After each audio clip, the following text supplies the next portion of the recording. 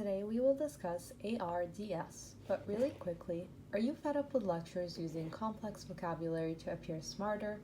Whether you're a current student or healthcare provider, doctor, nurse, or pharmacist seeking to remain up to date, this channel will provide a simple way of teaching emergency medicine in layman's terms. Here on Emergency Medicine on Demand, my goal is to help you retain tons of information in the shortest amount of time possible.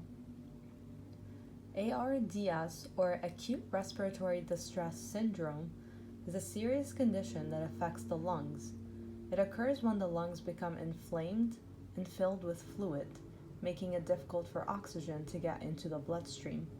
This can lead to severe breathing problems. Signs you may have it: severe shortness of breath, difficulty breathing or feeling like you can't get enough air, rapid breathing faster than normal, low oxygen levels. This might be detected in a hospital with a pulse oximeter, which measures oxygen in your blood. Coughing, persistent cough, sometimes producing fluid. Chest pain, discomfort or pain in the chest area. Confusion or fatigue, feeling unusually tired or confused, which can result from low oxygen levels. When to seek help. If you experience severe breathing difficulties or a combination of these symptoms, it's important to seek medical attention immediately. ARDS can develop quickly, often after an injury, infection, or severe illness. If someone has ARDS, here's what to do in simple steps. Call for help, get medical assistance right away, call emergency services or take them to the hospital. Stay calm. Keep the person calm because stress can make things harder. Positioning: if they can sit up, help them find a comfortable position like sitting up or leaning forward to make breathing easier. Oxygen: if available, use supplemental oxygen as directed by medical professionals. Do not give food or drink. Avoid doing that until a doctor has assessed the situation.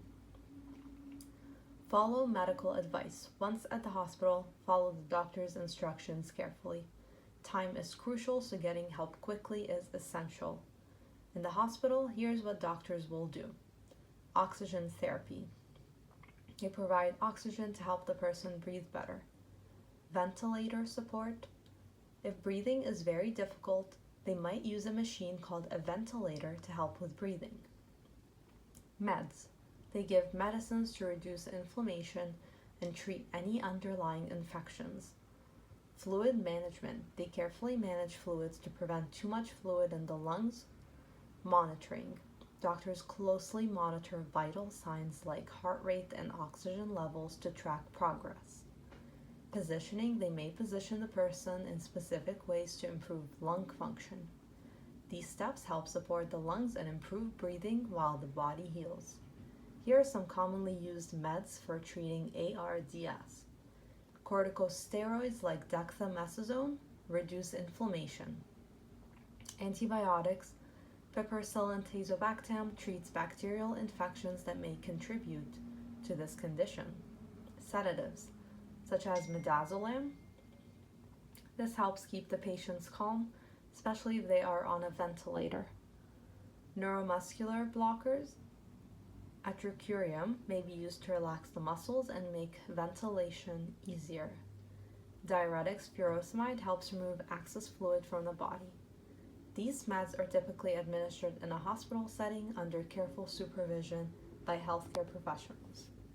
People at increased risk of developing ARDS include older adults, smokers, and people with chronic lung conditions, such as asthma or COPD. Those with severe infections, such as pneumonia or COVID-19. Injured individuals, especially a high-impact injury to the chest can increase the risk. People with blood transfusions. Having multiple blood transfusions can sometimes lead to ARDS. These factors can make the lungs more susceptible on the inflammation and fluid buildup that characterizes ARDS. Now you need to watch the next video on rhabdomyolysis or have a look at pneumonia.